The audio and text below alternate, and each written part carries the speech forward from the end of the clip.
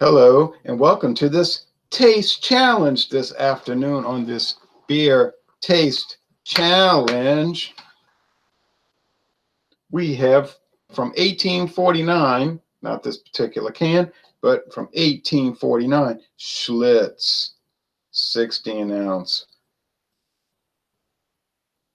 I bought this can along with 5 others at Food for Less, and it really is for less over there. And it was $4.81 plus tax. That's by May 2019. All right, all right. All right.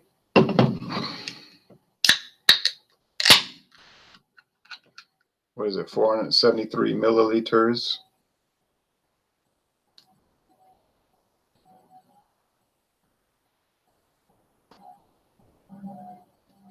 Let's see if I can get this tag straight.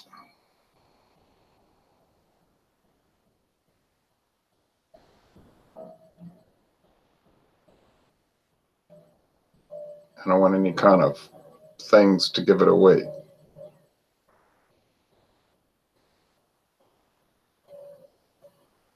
I don't know. Schlitz. And then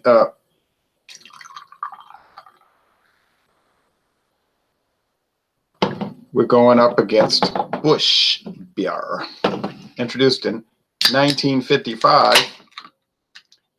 Now the Schlitz is 4.7%. The Schlitz is 4.3 these days. It used to be 4.9.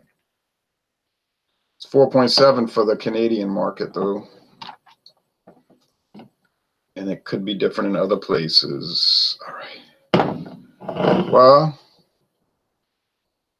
the Schlitz is a little more golden. The Busch is lighter. That makes sense. It's a lighter beer. I'll be right back.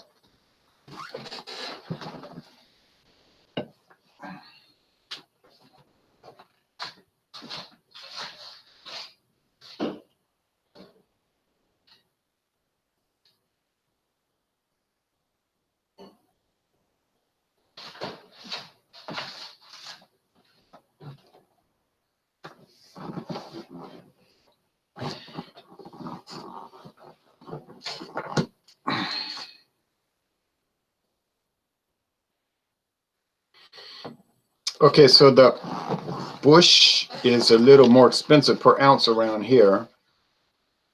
It's like $8.58. It might be $8.98. I don't know what, something like that for a 12 pack, but that's 12-ounce cans.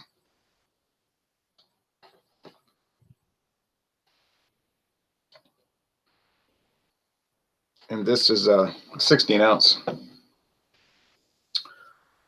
for a 962, something like that. All right, so do I have a favorite? No, I don't really care who wins. I never care who wins. It's just a contest, you know. I'm not. It's not like my home team. Oh, okay. Don't need that message. Bucky Denso, what's up? Oh, just chilling, drinking a bud. Nick says, nice, Nick V. Ricky Durant says, tuning in from Essex, England. Jolly good. Well, welcome to you from England. Merry old England, says Ricky. Tyler says, clink in the mugs. Nick says, I feel Schlitz will win. Robert Collins says, cheers, Jay. Thumbs up in a mug, beer mug. Victor Wang says, who dat? The Aints? The Aints, huh? Okay, Friar Tuck says, cheers, sir. Drinking a 2019 Bigfoot while watching. Whoa. Bigfoot ale. Barley wine style ale, baby. I ought to get a Bigfoot 2019, but I've not seen it around. Oh, well, I've had enough Bigfoot in my life. They don't ever seem to change. Like people say, I had the 2019, I had the 2018, the 2017, the 16, the 15, the 14, the 13, the 12, 11, 10, 9, 8, 7, 6. And I've had all those too, but they don't taste really any different year to year from what I can tell. I mean, they always taste good. They're always an A+, outstanding product. I need to get some more craft beer. When I get some more money, April 1st, I'll go get some more. The Whiskey Scout says, hey, Ron, how you doing? I'm fine. How you doing? How you doing? How you doing? I'm fine. I'm good to hear from you, Robert, over there in Kansas. All right. Walk softly through the desert sands. Careful where you tread. All right, here we go. Happy Friday, Ron says, the king of sofas. I'm going to have me some Schlitz beer at Schlitz at beer o'clock. Fried Texas. I've got a 16 and 17 in my beer cupboard. Okay. I think I got it mixed up well enough.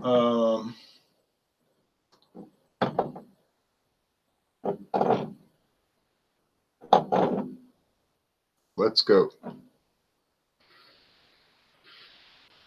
This one smells very American lager type. You know, it's got that little sour thing going, that fermented grain thing. Semi-sweet cereal grain beer, like the aroma commonly associated with beer. And I've had people say, you do not describe beer with that description.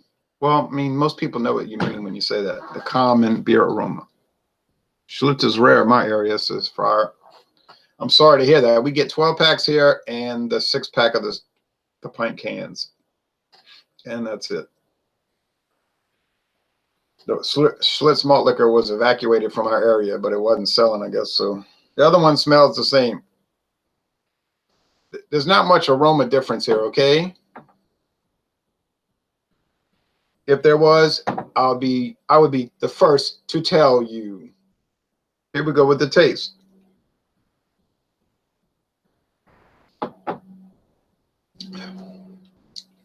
My assumption is that Schlitz will win, and then I'll be able to tell them apart. But you can, as we've learned from these beer taste challenges and whiskey and rum and so on, I've been disastrously wrong in the past with some of them, and quite right with others. Let's taste very cereal grain. You say, well, Busch does use barley malt, rice, and corn syrup. Yes, Busch is a multi-grain beer. And isn't that what they tell you to have when you go to the health food store? Hey, man, you should eat some multi-grain cereal, man. And that's what I'm doing. I'm eating it, but I'm drinking it. I'm drinking multi-grain beer, man.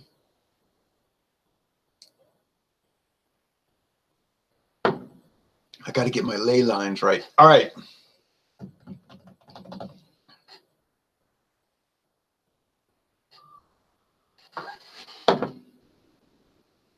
Ricky Durant says, I'm sipping on a few Budweisers, reduced to 4.5% down from 5 years ago here, as draft was 4.2, whereas bottles and cans were 5. So now it is 4.5 across the board. That's pretty depressing and disgusting, actually.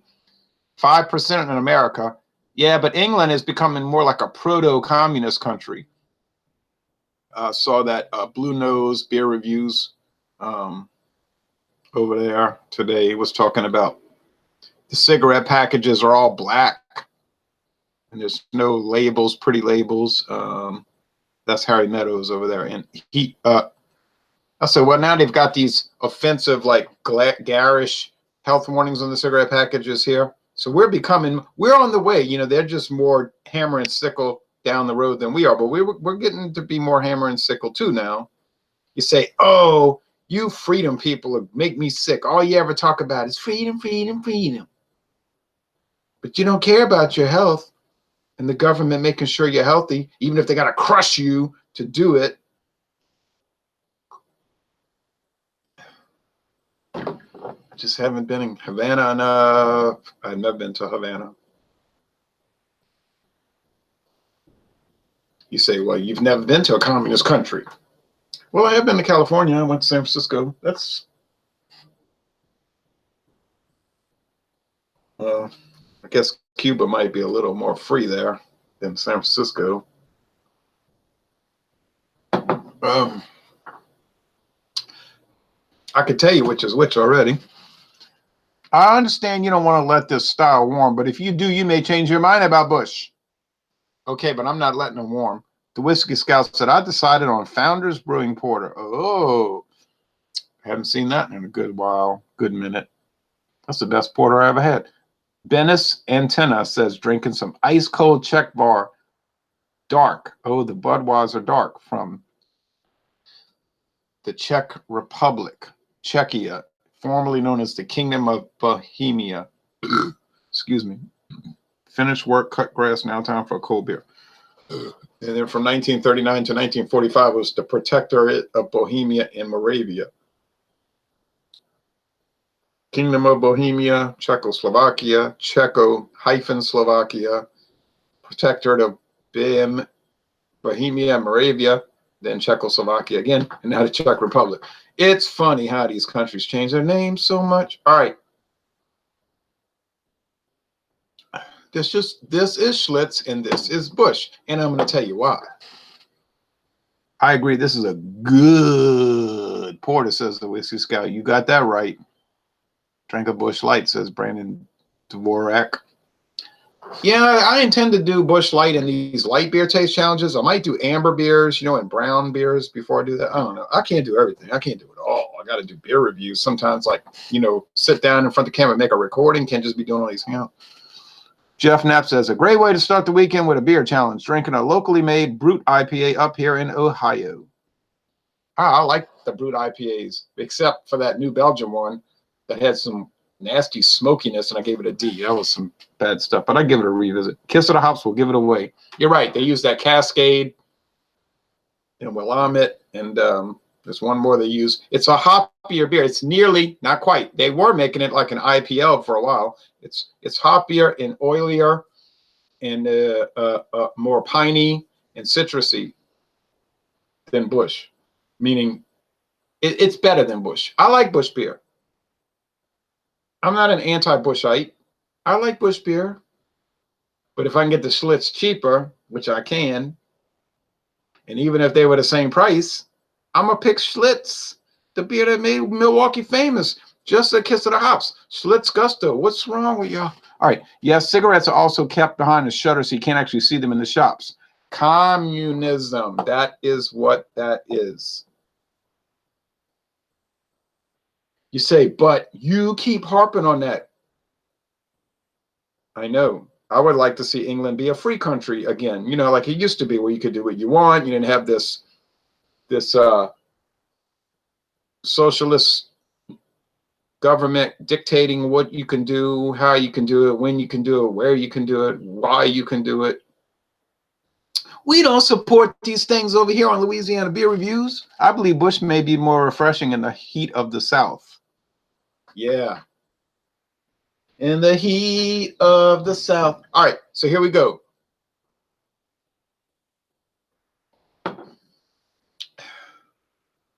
You plan your life very carefully, but you left out one detail.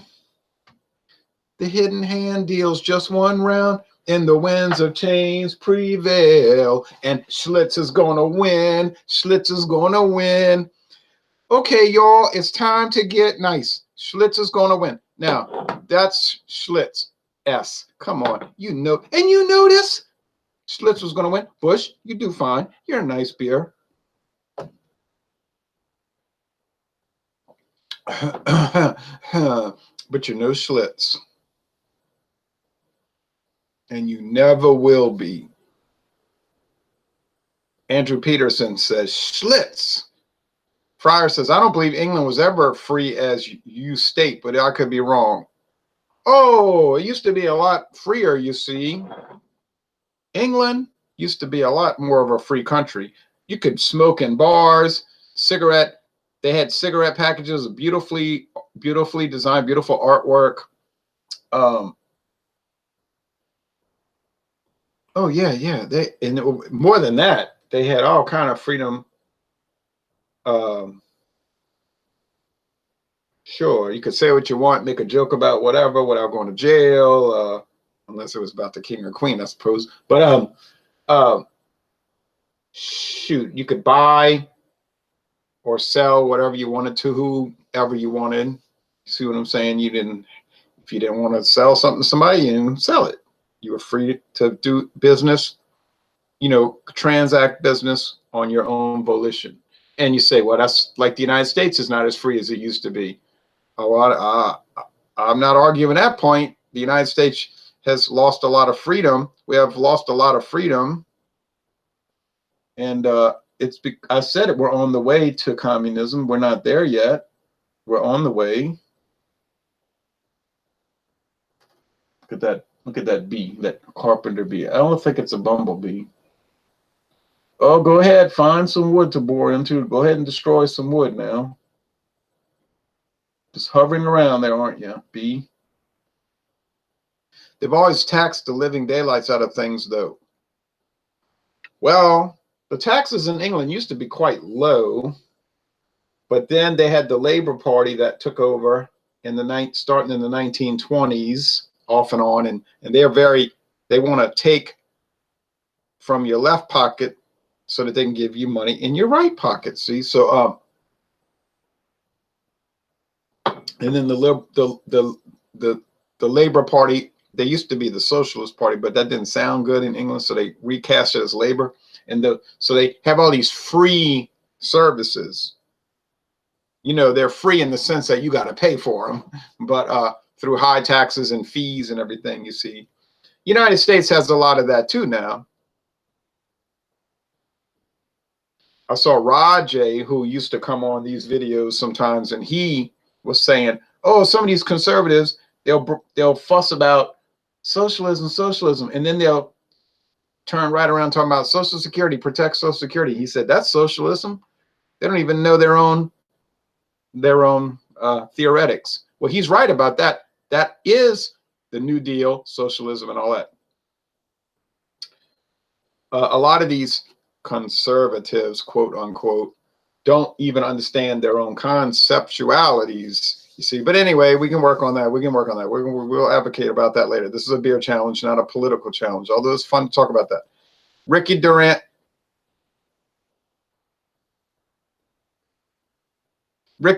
says, we'll be more free once we cut the ties with the European Union, if it ever happens. Well, the European Union is like the Hotel California. You can check out anytime you want, but you can never leave. You know what I mean? It's like, it's a club that you can join, but they don't let you leave. Which is why they should have never joined the club. Brandon said Reagan, now Brandon, this is what Brandon's saying. Reagan said if communism would come in the form of liberalism, communism is coming in the form of liberalism. Reagan was liberal too. Reagan was a liberal Democrat, a New Deal Democrat. He supported all that stuff, which I don't, but he did. He quit the Democratic Party, though, because he said it was becoming the Communist Party. And he was a conservative liberal, you understand. Ricky says, the government has also banned opening up new takeaway fast food shops close to schools as kids are getting too fat. They're getting fat because the government gives them money. You see, so when the government gives you money to eat, then you get fat. It's like the same thing in the United States. The government wants to help the poor. The poor. We've got to help the poor.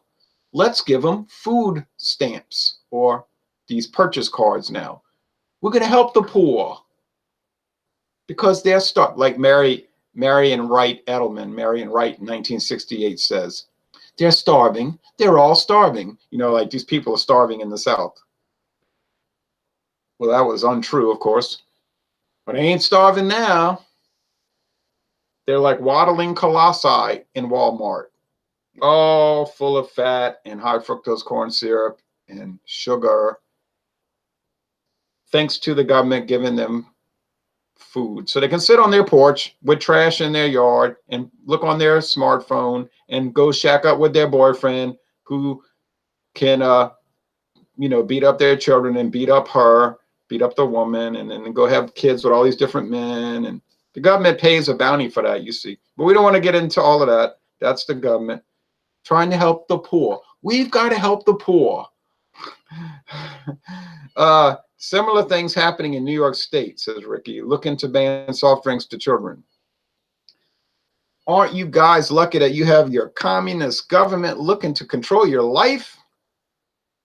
What would we do without the government controlling our lives?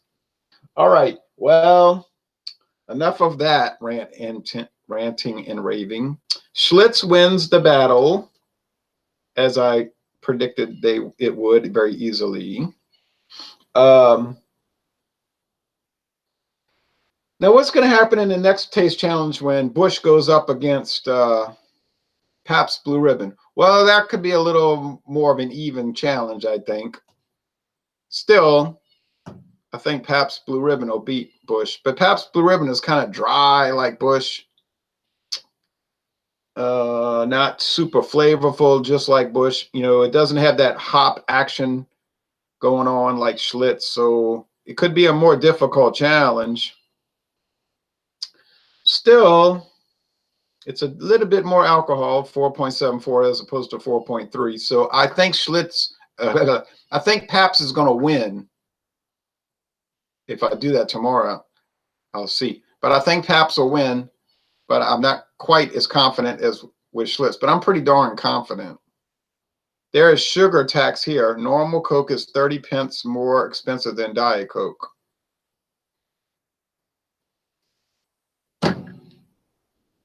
Yeah, you see, that's that liberalism, that enlightenment idea of we have to design your life. It's really a designer life. We're going to design your life according to our ideas, not according to what you want to do, but we'll condition you to think that it's what you want. We'll pay you to not have children. Then when the population gets scant, we'll bring in foreigners, and then we'll preach about how that makes the country stronger through diversity, strength. You know, like Yugoslavia. Remember, diversity made Yugoslavia stronger, and the Soviet Union was diversity made them stronger. You remember that, and Sudan, and the Netherlands. Belgium used to be part of the Netherlands. You say, well, they're all white. Yes, but they had diversity because half the people spoke Dutch and the other half spoke French, and then half the people were Protestant, half the people were Catholic. And you say, but that's like a big mosaic, a big happy mosaic. Yeah, they didn't really get along, so they had a civil war, and Belgium broke away. But let's remember that diversity makes us strong. Diversity makes us strong, as evidenced by, well, there's no evidence, but I hear a lot of the socialists saying that. They preach that all day long. And if you watch Disney Channel, golly, that's the theme of every show they ever have. So we can learn from people. And you can learn a lot more if you can read between the lines, and if you can project the lines. And oh boy. All right, cheers from London, UK. Greg says, Gergelli. Ricky says, had my first Pabst last month here in the United Kingdom, and it tastes like wine. Yes, Pabst Blue Ribbon has that winey flavor, and I have a 1980 National Geographic magazine where their brewmaster says that it has that winey note because they use that Carlsberger yeast, which gives it that winey note. Yes, I think that's another reason it's going to taste different from Busch, and I'll be able to tell them apart, and I think it's going to win. Anyway, so long, folks. Schlitz wins. And we'll see what happens with Busch and Pabst Blue Ribbon next, but I'm already telling you what's going to happen. Tomorrow morning, we've got a whiskey taste challenge.